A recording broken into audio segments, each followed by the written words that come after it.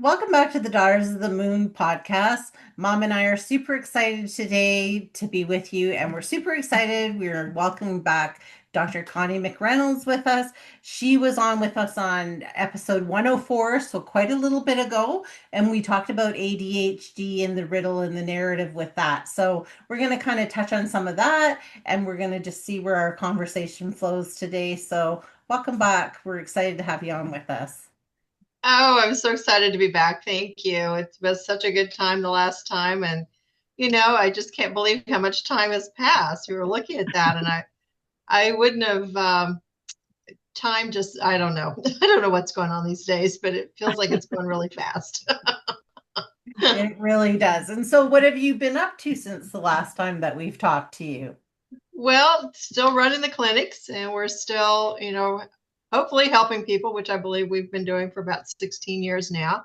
So it just the days and weeks and hours and months and years just keep flipping by. And, I was in the clinic today. I have two clinics here in Southern California, but we do a lot of work with people, across various time zones. And I always like to say it's not about the diagnosis because we don't diagnose. We really try to get to the root cause. And that's kind of where we started, I think, when we first began back on episode 104, which was just really understanding the root cause. And we're still doing that. I have some new ideas and some new things we're making available for folks that, at that time we talked a lot about the neurofeedback because people, and they probably still are kind of new to that term, but yeah, I have a lot, I think that we could talk about today. And so I'm just thrilled to be here and kind of revisit a little bit of that and then go on forward. And yeah, thank you so much. Yeah. Yeah, you're very welcome. So, yeah, we'll let you take it away then and Okay. kind of give us the recap, and then we'll move forward with that. All right.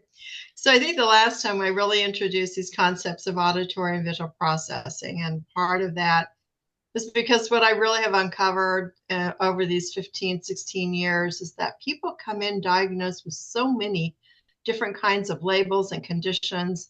A lot of the children, it's ADD, ADHD. My least favorite diagnosis for kids is oppositional defiant disorder, as we could get into that because that's a harsh label. A lot of learning disabilities and anxiety. Now, of course, we're seeing more and more anxiety. We're seeing more and more trauma, sadly, with folks. But what we really have uncovered, and this was the piece that when I first uncovered it about 15 years ago, I really had to study it for a while to figure out, was this really true? And I studied it for a good 5 years, and the data just kept saying, yes, it's true. That underneath all these labels and underneath all these other interventions, there was really something else going on, which is why a lot of these other interventions weren't working for kids, because parents would come in. We've done this, we've done this, we've done behavioral interventions, we tried this medication, and we have this problem with this, and the teachers are still mad. We've gone, yeah, we've done everything, and the teachers are still mad. We've still got problems. I'm getting called every day. It's like, what do we need to do?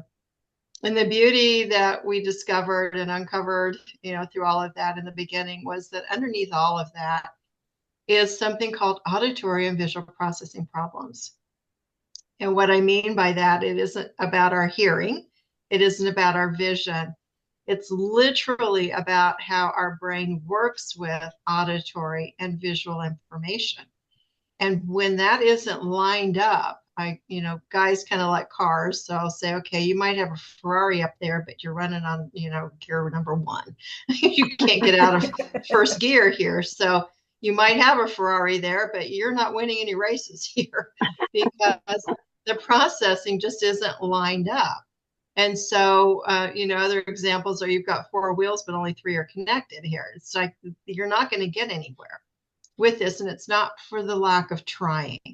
And that's what I really have emphasized in so much in my book, Solving the ADHD Riddle, which is when you have processing problems, you can be exerting so much energy to just try to get through your day, to keep track of things, to remember what someone has said to you, to follow through, to complete tasks. And I don't care if you're 3 or 93 or 43 or 33. I'm not sure why the threes are coming up, but they are right now. So it doesn't matter what age you are. What matters is if this brain of yours, as good as it is, may not be as tuned up as it could be, then you're working harder than the next person whose brain is working okay and tuned up, so to speak. So what we uncovered really in this work was that these auditory and visual processing problems are kind of the root of many things. And so in solving, the ADHD riddle, that's a lot of what I was getting at with that word riddle. It's like, what is this? We're all struggling to understand it. We're trying to put the pieces together here. We can't make sense of it a lot of times. And when we unravel all of that, we run this assessment that literally takes about 30 minutes to do. We can look at 40 some areas of how the brain works with these auditory and visual processing problems. And if I say, oh, your auditory stamina is off, you probably won't know necessarily what I talk about when I say that. But when I say, do people talk to you and you kind of zone out? It's like, okay, yeah, well, it's because your brain runs out of fuel before the other person ends up talking. And so you run out of the ability to get to the end of their sentence. And so when that happens, it's really tough for someone because you don't quite know what you just missed. Because if you missed it, you don't know what you missed. And so then the brain gets busy trying to fill in the blanks. And then you just missed the next thing that came at you because you were thinking about the last thing that you just missed. And now you missed the next piece. And so now you're in this conversation and you've got a funny look on your face and the other person doesn't know what to make of all of this. Yeah. There it is. That's one of the 40 things that I look at. Wow. So that's one of them. So we look at processing speed, and this is where it's so important. In fact, I was just having a conversation with a special education teacher today. She came to my clinic, and that's a sidebar we'll get on here in a minute. But we were talking about children that she works with, and she was saying, well, what about these children who have low IQs? And I said, well, let's kind of dissect that a little bit. How do you know they have a low IQ? Well, because of how they present. It's like, well, how are they presenting? Well, like they're not paying attention. And I said, okay, how'd they do on their tests? Well, they don't do well on tests. It's like, what kind of test is it? Well, they have to read something and then respond or follow instructions. It's like, okay, so how do you know what their IQ is? Well, you don't. Oh. Because all you're doing is measuring whether or not this child can take a test. Mm-hmm. You're not actually measuring this child's IQ, because if this child has auditory and visual processing problems, this child can't demonstrate what they're capable of doing. Yeah. So we're looking at this, and I said, how many of your kiddos in your special education class do you think could possibly fall into that category? And her mouth just dropped open. It was, she knew. She knew. She knew. It was like, oh my gosh, we need this assessment. I said, yes, you do. Quite frankly, yeah. Yes, you do. We need it in all of these schools, because if you don't know what you're dealing with, your brain fills in the gaps just like anything else. Mm-hmm. And you think you know what you're dealing with. And then you start to apply your intervention based on what you think you need to be doing. And when it doesn't work, guess what? Well, you think either the child isn't trying, you think you're not a good teacher, or the parents are somehow not doing what they need to be doing. Mm-hmm. So it ends up being a blame game unintentionally, but it's a subtle one in some cases, but it's real, because everyone thinks someone else didn't do what they were supposed to do for the reason that the intervention didn't work.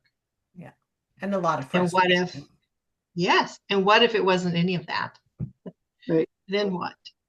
Then you can actually get to the root cause of the problem. Because if you could actually do this 30-minute assessment and look at 40 areas of brain processing, and you find out, visual stamina is great. They can stick with it. Auditory, not so much. They're losing track of everything over here. Mm-hmm. We also measure auditory sequential memory. It's like, this is where you give multi-step instructions. This is one of the key questions I always ask every parent when they come in. It's like, how do the multi-step instructions go? Oh, well, you get all the stories. It's like, yeah, that doesn't work so well. I said, yeah, you give 2 or 3 things, and the next thing you do, you turn around and you see him playing with a dog. It's like, yeah, pretty much.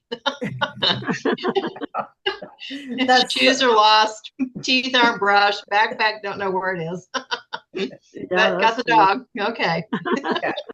Yeah, I lost it after step 1. Yes, exactly. So what if we could actually identify all of that? And what if I could give you a pathway out of that? Yeah. What if? And that would be amazing, because I think so many parents we want to help our children. And I think the teachers want to help the students. But yeah, we're in this mess of like, what do I do? And I've tried everything I can think of. And I think often, sometimes the parents learn different than the children. And so then we are like, why won't they do this? This is the way it's always worked for me, right? Where everybody's so individual. Well, it's so true. I've done literally thousands of these assessments, and I've done them on identical twins. And get this, these identical twins had completely different profiles. I believe that. Identical. Raised in the same household, not raised across the country, raised in the same household, and totally different processing capabilities. And these kids were actually in not so much a foster care home, but like a group home. And it blew the case manager's mind. But we're also individualistic, right? That we have different ways of thinking, and I could even think, between my own children and between my brother and I, about we learn differently, right? Like I was more into books, he was more into let me get my hands on it and do it kind of person. Yeah. And if you really play to your strengths like we're supposed to in the world, it's all good. The challenge is the world doesn't always support us in that realm. And school is certainly one of those environments to where really the kids these days, and remember, my mom taught second grade for 32 years and I've taught for 25. It doesn't always resonate with what the child needs so much anymore because there's so much need. And it's really hard for the schools to figure out what to do. The same time, if you're using the assessments that don't really get to the bottom of it and you think you're trying to do an intervention, it's like I've said it probably 100 times over or more, the wrong diagnosis is not going to lead to the right intervention. If you don't know what you're dealing with, how are you going to do anything about it?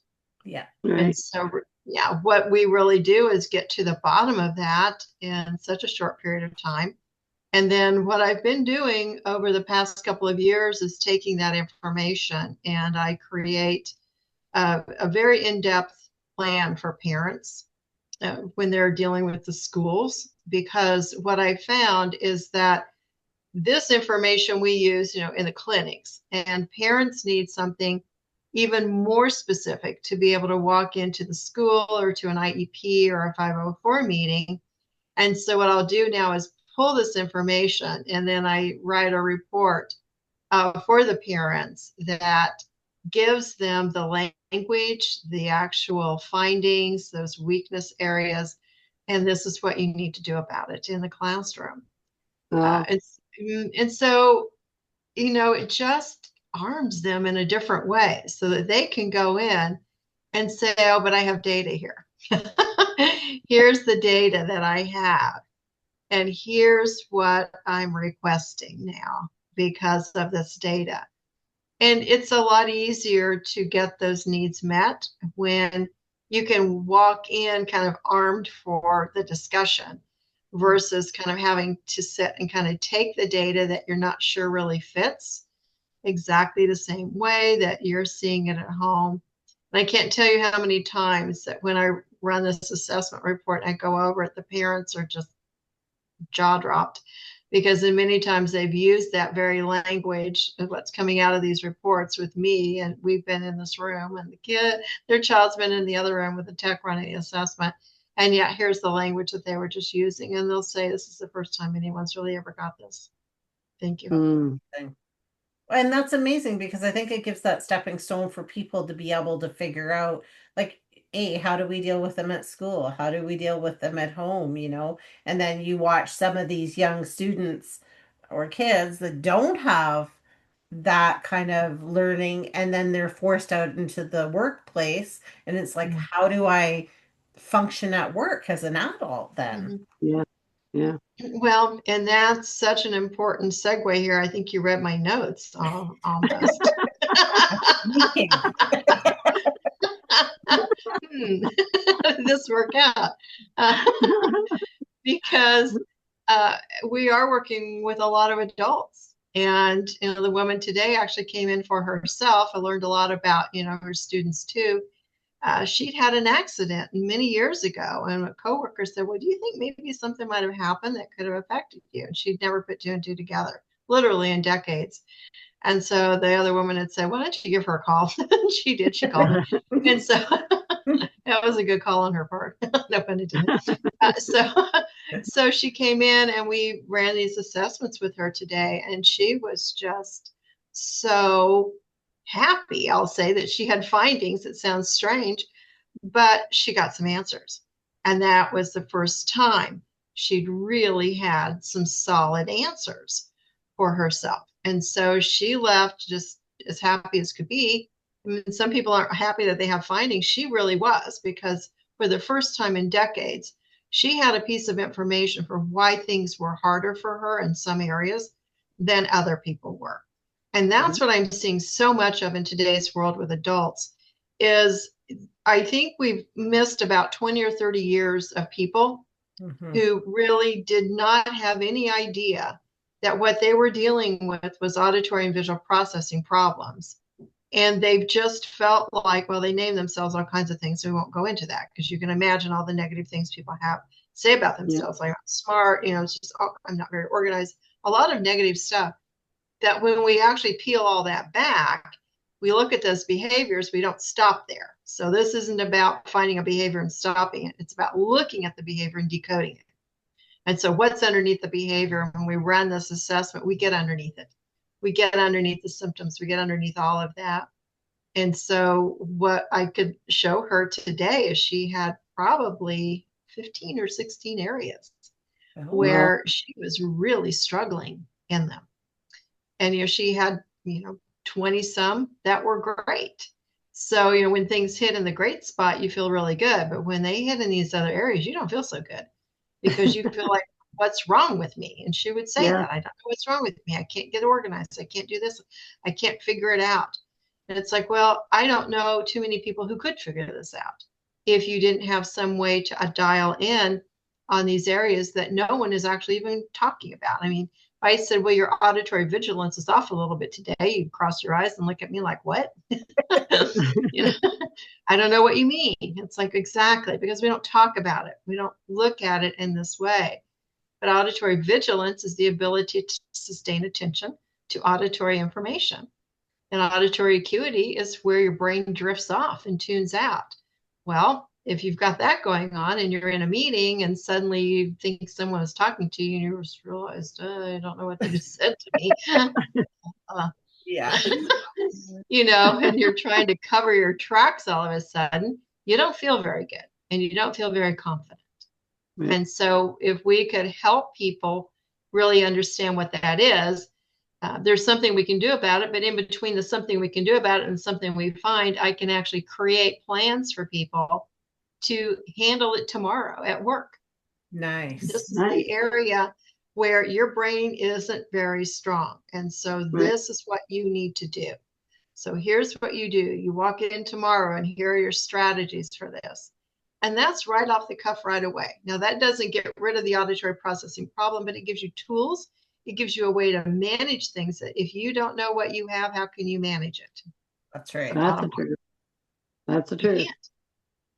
Yeah, I think that is so true. And I think, I like the way that you handle it too, because it's not really, I hate labels so Oh, much. yeah. So Mhm. I like this because then you're assessing it a different thing, and it's like, this is why this is happening and here's how we're going to deal with it, because I think Mhm. so many people struggle with that and feel that frustration when they don't know, it's, I guess one of my questions then I have is like, can things change? Like, can you be a super, let's just say, organized, pay attention to detail kind of person, and as you age, maybe something happens and you become more distracted, or if you're having a conversation with somebody, especially if you maybe you're not super engaged in the conversation, Yeah. Mhm. can and you're drifting off, so same kind of thing, can that happen then as you age or move through life? Yeah, first of all, I would say, do you have kids?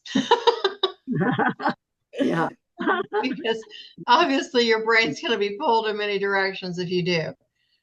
So at the same time, yes, things can change because our neuronal pathways change, just like maybe my arm muscles have changed a little bit for the a few years. Things aren't quite the way they used to be 20 years ago, but you can see these differences in yourself. Uh, and just to make a point of this, so we've worked with people in their 70s and 80s and 90s to help them strengthen and bring back some of their cognitive skills, their memory and such, and we can do it. Now, that 80-year-old brain is going to work a little bit differently than the 8-year-old brain, but the beauty of the brain, contrary to what anyone might say, I don't care what kind of great AI program you have out there, there's not any AI program that's going to match what the computer processing ability of our brain is. So we have a fantastic unit behind our eyes, between our ears, that is completely changeable throughout our entire life. So I always say, if you're still above ground, you still got room. So you've got a way to do this. It just is going to take maybe a little bit longer. Like, example, to the gym. If I were to go to the gym today versus what I was doing 20 years ago, it's going to be a different game for Mhm. me. Oh, yeah. But it doesn't mean I can't benefit from this and can't build my strength and have, tone and do whatever I might want to do. However, it's going to take me maybe a little bit longer. I might have to do things a little bit differently to get there, but I'm still retraining my muscles, and that the brain is a muscle. The good news Right. about the brain is when we keep retraining it, it tends to hold more so than my arm muscles do. So, uh, just saying. So That's true. I can feel you there. Yeah. So at the same time, here, when we really put forth these organized programs, we see such a change in people. And the consistency is the same thing at the gym for your body. It's consistency with your brain. And if you're consistent with this, you stick with it. The good news is we measure. So we're measuring every 10 hours of training on the neurofeedback.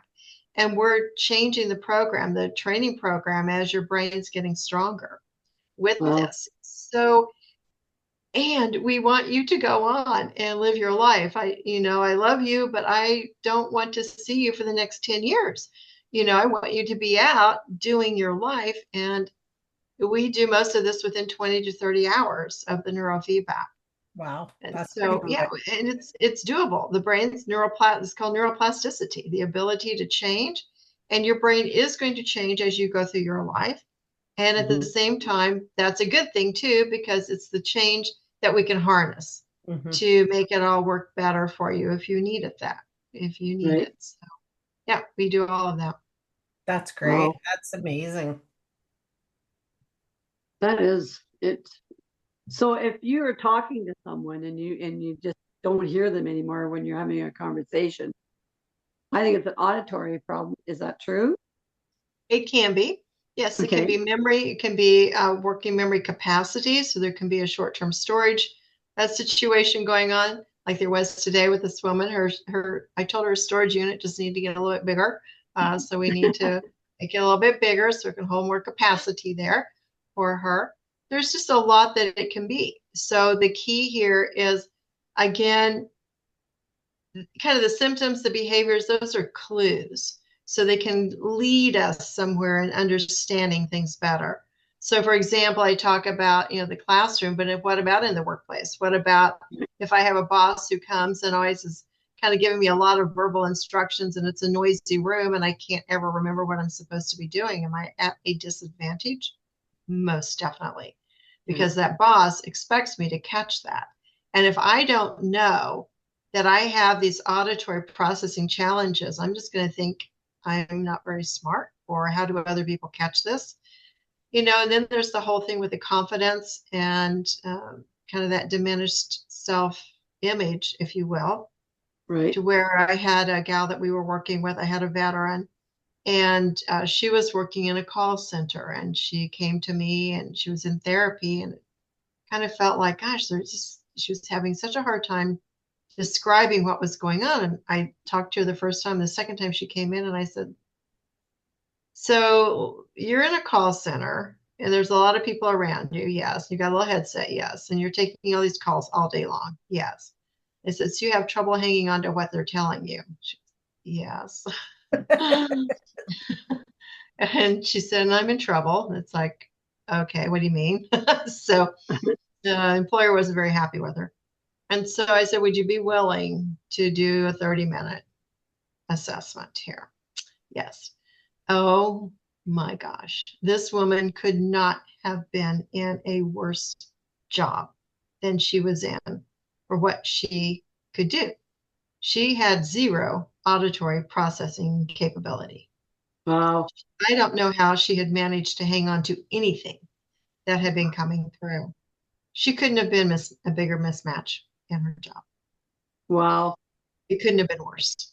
And so it was no wonder she was in a lot of trouble at work. Yeah. And so I showed her this. I said, you've got to change things up. This is not going to work.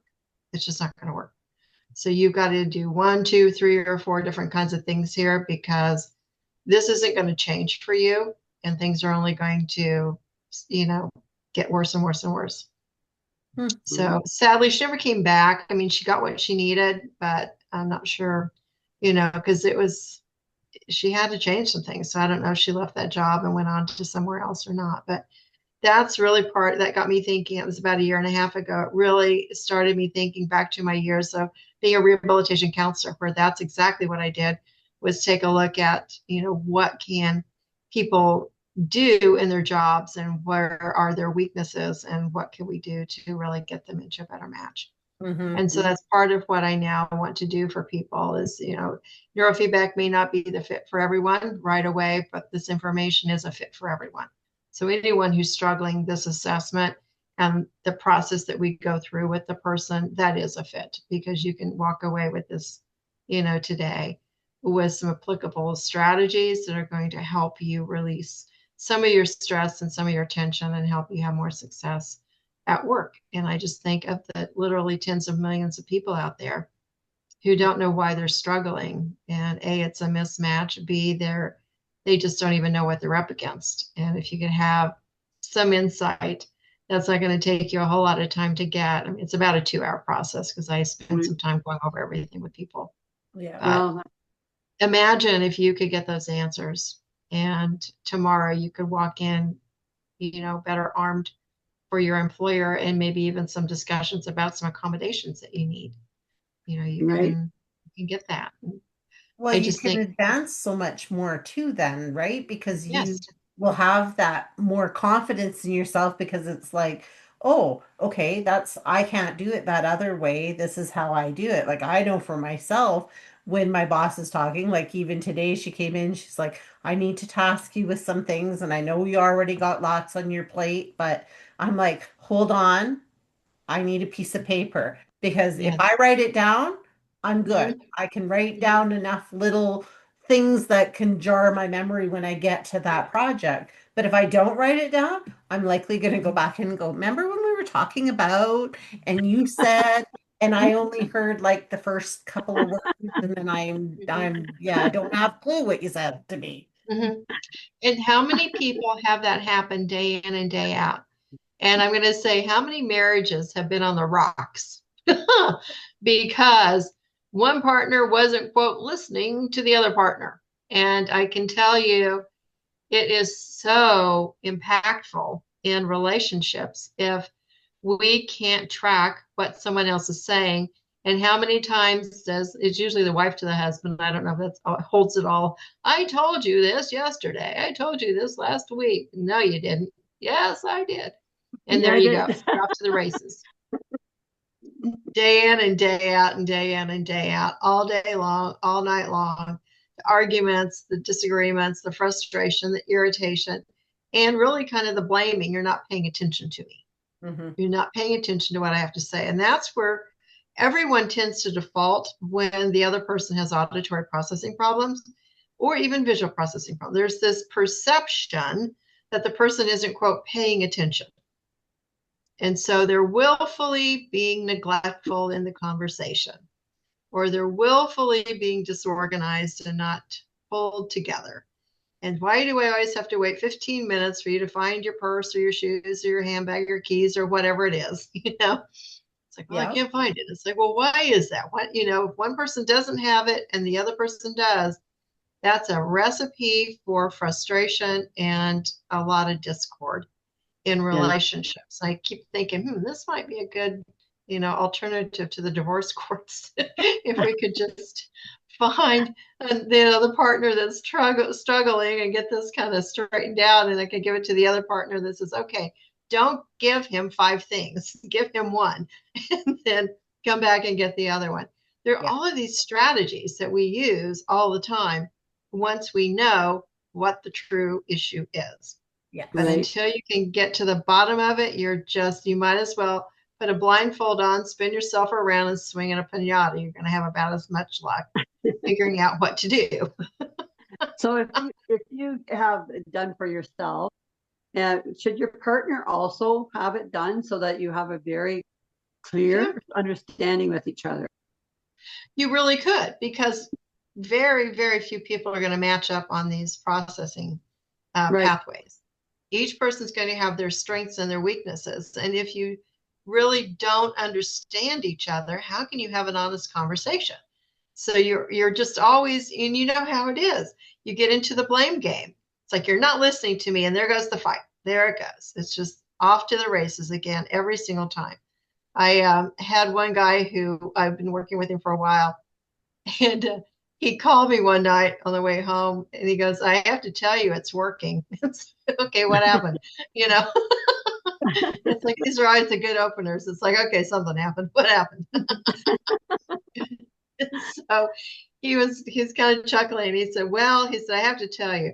I said, I leave work and my wife calls and she's forgotten something or needs something for fixing dinner. So I'm driving and she's giving me the list of things that I need to pick up and get at the grocery store. And I get home and of course I don't have everything she asked for. And so she's mad at me. And so this has probably been going on for years. And then he said, so last night she called me. I went to the grocery store and I came home with everything. And he said, it was a miracle. He was proud of himself. Yes, he was so proud of himself. And he said, it's working. He said, I've never been able to do this before. And he said, I got it all. And we didn't have a fight. That's amazing. Congratulations. Right. Yeah. Well, we all think different, right? And I know with my granddaughter, she was one of those, I can't find my keys are missing, my blah, blah, blah. I'm like, put your key in the exact same spot. Mm-hmm. Every day when you come home, put the key there. Because then every day when you leave, the key will be there where you are. And so she did start doing that, right? And so these little things help her because she's just, her brain is distracted and she cannot, that's not important, I guess, in that moment. Or I don't know that it's not important. I guess that's not the way to say it, but right in that particular moment. So yeah, she's getting much better. And I think that's that from you talking to you last time, because you were telling us some tips and tricks, and I'm like, okay, I'm going to use this to help me because it works. If you know what you're seeing and you can understand it, and then you can apply the appropriate approach to it. But when we're flying blind, we have no idea what we're going with. And our society is so quick to judge and label everything as one thing or another.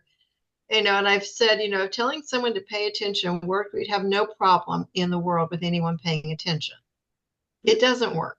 So stop doing it. Because if someone could pay attention, guess what? They would be. They wouldn't be messing around and doing all these things that they're getting accused of. And most people don't want to be in disharmony with anyone. They want, a peaceful life. And when you can't do what someone's asking you to do, it's a real downer for kids and adults. You get it in the workplace, you get it in the classroom. And I just think of, all of these people literally around the world, that how many people are dealing with this. And oh my goodness, what if 2 hours you could get the answers and you could live differently tomorrow? I mean, thank you for having me on, because that's what this is about, is letting people know that there's something else out there for them. Yes, and I think that people should do this, because I think even for, like, I was thinking for myself, like, I think for the most part I've got whatever, but it doesn't hurt to learn more about it and to learn, hey, how could I even function better than I am now? And these areas that maybe I don't even realize that I'm struggling in and could make my life easier. So where can I we think get this assessment? I think you bring up a really good point here, because most of the time it's like the forest and the trees. You can't see the forest for the trees. If this is how life has always been for you, how can you possibly know it could be better? But you're comparing yourself to other people who have different abilities. And so you kind of think, wow, that person's really got over on me. They're able to do this, this, and this, and you just kind of feel that person just kind of sink a little bit, and you can see it in people. And what if we could change that? What if in 2 hours you could have a different answer in a different life? I'm here. That's what we do all day long, is help people get that figured out. And it just, up on my website now, I've changed it up lately, but it's like, if you've been looking for answers, you found the right place. I love that. What is your website, so that people can hear it and get there to get the assessment and do this? It's my name, ConnieMcReynolds.com. Kept it pretty simple, although it's a little bit of a long Irish Scottish name. But so if they're listening, it's ConnieMcReynolds.com. And you can go on there, and there's contact me buttons all over. And that's all you have to do is contact me. Wonderful. So it's my number. It will come to me, and I give free 15-minute consults. You can get on my calendar. You can book. Call me, because if there's any way that we can help you, we will do it. We're going to work with folks. I just want the struggle to stop. I just want people to know that there's some answers out there, that there's some ways that they can change up their lives, and it isn't, it isn't a big deal. If you want to get to the root cause, yes, the neurofeedback is going to help you get that retrained. If that's not quite where you are, but you want some answers, call me.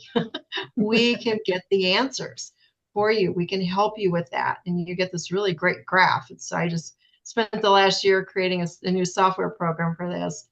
And it really dials in on all 40 of those areas. You get this graph that tells you everything that's working great. Here's all this speed, you've got your brain and everything that's working great. But then you get down to this part. This is where you're tripping up. Yeah. And people are loving this. Do you think that people condition themselves to different situations too in life? Sort of like if you're talking to somebody, like, I'm going to say it's me. I find as I'm maturing in life, I start having a conversation with somebody and they start going on about something, and it's like, oh yeah, here we go. This person's going to continue on. And they really, oh my God, okay. And so you get in life, I find that you meet these different people and you think, oh, how can I get away from this so quickly? So you don't really listen. You turn off the dial. Well, here's a little tip for you. That could be auditory persistence. And so there's a measure in this. that when it comes up and I see it, I'll ask people, I said, do you sometimes just want people to shut up? And they'll go, yes. I said, well, see this marker right here? That's your threshold. You have a smaller threshold than other people. And when your bucket gets full, you're done. Right. Because you have to get away from them because your brain is full and you can't take in anything else. And so people, yes, it's auditory persistence. So that one I figured out over the years because the original report never talked about it. But every time I see this, I ask people that question. Do you sometimes just want people to shut up? You actually ask them that when you're having a conversation? And they'll say, how did you know? And I'll say, this score right here tells me that this is what's going on. Because when people have a weaker auditory persistence score on this, what it means is you have a bucket and someone else's bucket might hold a gallon. Yours might hold a quart. And when you're a quart full, you're done. And you have to get away because your brain has to dump the quart before you can go back and fill up another quart. Now, someone else who has a gallon can listen all day long to someone. They don't ever get worn out with that, but a lot of people do. And this actually causes a lot of interpersonal communication challenges because if one partner has that and the other one doesn't, I was talking with someone the other day and they said, oh, you know, my wife just talks and talks and talks. I said, okay, you need a safe word on this one because you need to create an out for yourself because your brain's getting full. And he says, yeah, I know. And I just bark at my wife and I feel bad afterwards. And she clams up and it causes all kinds of trouble. And I said, absolutely. Because she's perceiving that as you telling her to shut up. And no one likes to hear that. But your brain is so full, you just have to get away. And the only way you can do that is to say, shut up. So, you know, I kind of got a whole thing going on there. So I said, you know, I don't know if this will work or not. And the person's coming in next week. I'll be interested to see if that helped in some way to give some relief within that marriage. Yeah. Right. Because this is big. People don't realize how big, how important this kind of information is in a relationship or at work or anywhere with kids, adults, whatever it is. If you don't know you're dealing with that and you just think all of this stuff comes into play, judgment and harshness and just people aren't even being themselves. This isn't who they are, but their brain is just getting triggered that they need to get out of there. They have to get away. But it's sometimes it's like you're listening to somebody though, and they keep going on, and all you're hearing in your own mind is like muck, because it's like you know, because you're full, your bucket's full. Anymore. You don't want to hear anymore. You can't take it. Yeah, you can't take it anymore. You've hit your full. So your full has come around sooner than their ability to stop has come about. And they aren't really understanding what that is. And so there can be a lot of misperception that happens with one person whose bucket's full and the other person who's thinking, oh, again, all this judgment comes in. All this, you know, not understanding, a miscommunication. The nonverbals are huge. Remember, about 80% of our communication is nonverbal. So at the time your bucket gets full, what's happening on your face? Well, your eyes are rolling back in your head. You're scanning the room for the exit. Or you're going to yourself, oh no. How can I get out of here? Wait. And the other person's talking and they're going, wow, what's going on here? You know, there's that whole, I mean, literally, I could probably write a whole book about this stuff, which is, you know, what happens in interpersonal communication when these things are happening internal to someone and you don't even have the word for it. All you're knowing is you just need to get out of here. Yeah. Get away. I have to get away. Yeah. So you walk away and feel bad because you did, because you feel ignorant. But at the same time, you know, if you don't walk away, it's like, I have to walk away. Yes, because something's going to come out of your mouth. because your brain has been triggered. I need out of here. And so something's going to happen, either physically or verbally. Something's going to go down here. So, yeah. And there's no really way to put up a sign and say, I'm sorry, my brain's full. My auditory persistence Right, scan is low today. So we don't have a little sign we can flip and say, oh, I can't. Wouldn't that be great, though, if we could just, put these signs up like, hey, my brain is full. I just need a minute. I'll come back. Now. My stamina is low today. I have to go. I think you can make T-shirts with those. I could have a whole little side industry over here. There you go. And you can't say it, but you need to. Here's the T-shirt. Yeah. I think the best moment for that is, here's your sign. Yeah. Here's your sign. Here it is. Yeah. No. And I'm leaving now. Exactly. And I think this is so good for people to hear because, we all have things and we're all so busy and the world is so, I don't know, judgy and I don't know. Negative. And I just, I had a conversation with my kids this weekend and they're grown, but it was like, I'm this years old and I should have a house. And I'm like, why? You're not the same as everybody else. So why should you? Right. And so I love this because it's like our brains think different. So if our brains think different, we're at different spots in our life and that's okay. And I love that you offer this for people. Yeah, we just have to understand it. If we can understand ourselves, then we can explain to someone. If I have auditory persistence and I can say, okay, and I have someone who likes to tell stories all the time, and my head just starts. It's like, can you get to the point? I've lost it 5 minutes ago. I don't know where we're supposed to be right now. Can you give me the cliff notes and get me through the end here? You lost me 10 minutes ago. Oh my gosh. Yeah. And then you feel bad because my bucket's smaller than this person's bucket. And so I've had to say, okay, look, I got my bucket. It's about this big and I'm overflowing now. And I got to get out of here. I need to get out of here. But it helps people have a better relationship then with each other. Yes. Because it's about understanding what's really going on. It's back to that whole root cause. The whole reason I wrote that book, however long ago I wrote that book, it was because there's a root cause to all of this. And medications, they have their place, but for this kind of thing, there's really not a medication for auditory persistence. You're not going to medicate that. Auditory stamina, auditory speed, visual processing. You're not going to find a medication that's going to fix that. What you will find is information, and we can get you the information. We can help you figure this out. And then if you want to take it to the next level and really do the neurofeedback, it's brain training. We're just training pathways to get stronger. I don't diagnose.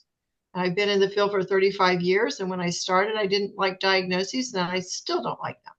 I don't care whether it's a counselor or a psychologist. I don't like diagnoses because I think it's a pigeonhole approach for something. And these labels are so broadly based in today's world that some of them, almost 8 billion people, could qualify for some of these at this point. Yeah. What's the good of that? Yeah. Let's find out what's really going on. Because if we can get to that root and I can give you those answers, why not? Why not get that? Why not get that help for yourself or your child or a loved one? I've got a lot of grandparents calling me up saying, can you help us? Yeah, we can. Help understand these kids. Yeah.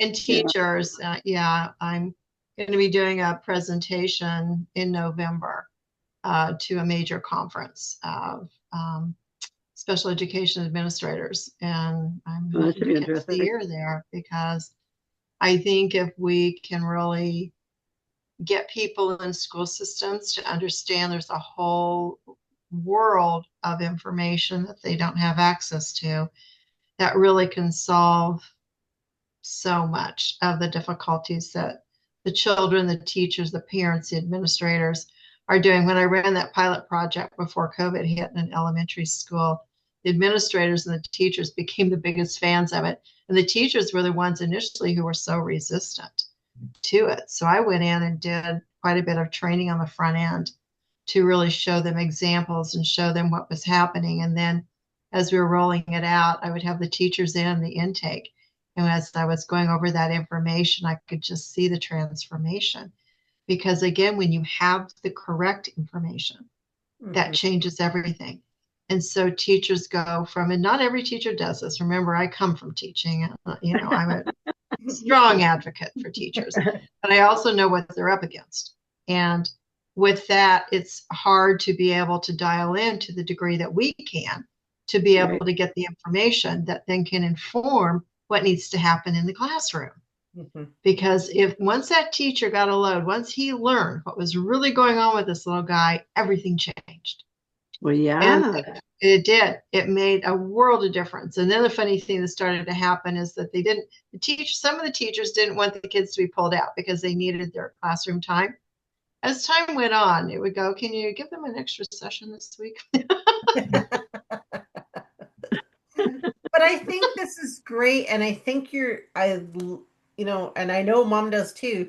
We love that you're bringing this to these conferences and teaching these teachers and stuff, because I think that's just so important for people to know. Like, it's not a mark on anybody if you're not doing it right now. It's just how can we change this and make this work better for everybody that's involved.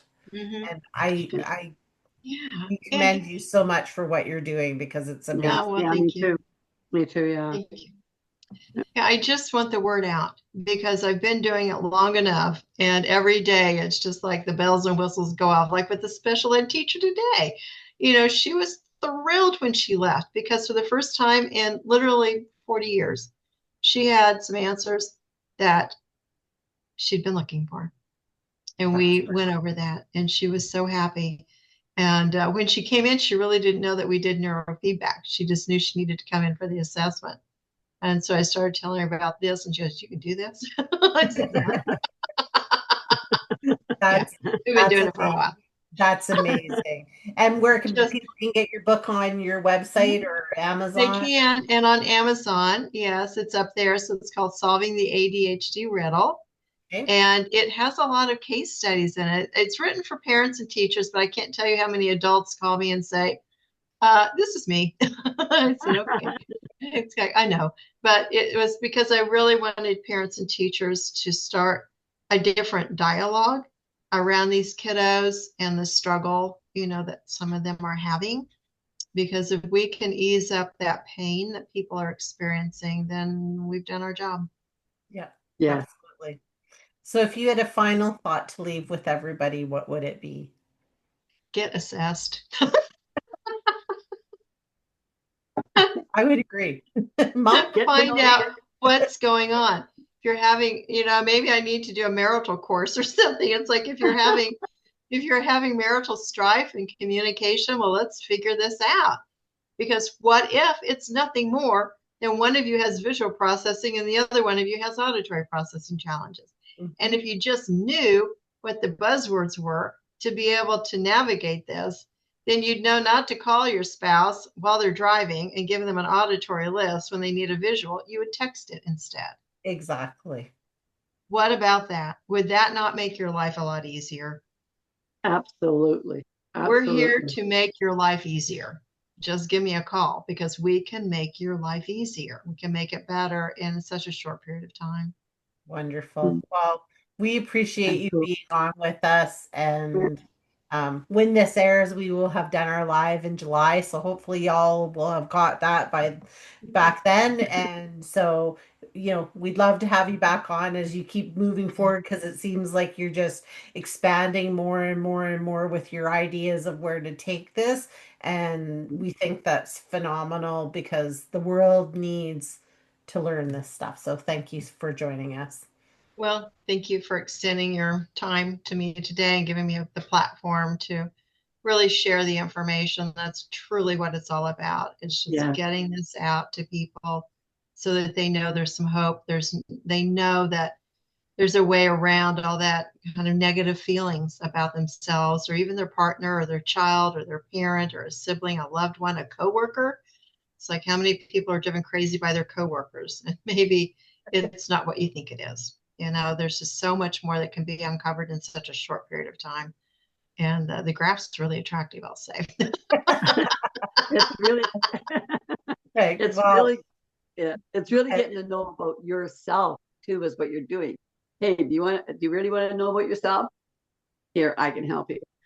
Absolutely. Yeah, This is it's great. it's so easy to get this information from us. We can do this wherever you sit. As long as you have a PC, computer, we're good. And Zoom. We Zoom you in, and it doesn't take a lot of time. And then if you're really wanting a dialed in plan, like a really good plan for either work or your kid at school, then we can talk about that.